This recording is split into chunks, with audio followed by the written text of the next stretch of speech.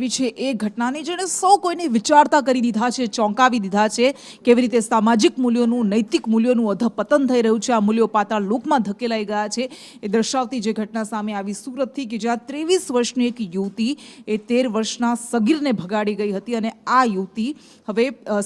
સગર્ભા હોવાનો ઘટસ્ફોટ થયો છે. તપાસ શરૂ કરવામાં આવી છે, પરંતુ આ એ ઘટના છે કે જેને લઈને અનેક સવાલો ઊભા થયા છે. इसी बीच में जब शिक्षिका का हमने जो मेडिकल कराया, जो कि एक पुलिस प्रोसीजर का पार्ट है, उसमें हमें ये पता चला कि डॉक्टर ने बताया कि ये शिक्षिका जो है ये गर्भवती है और इसका जो प्रेगनेंसी है ये 20 वीक 4 दिन का है अभी। पुलिस को अभी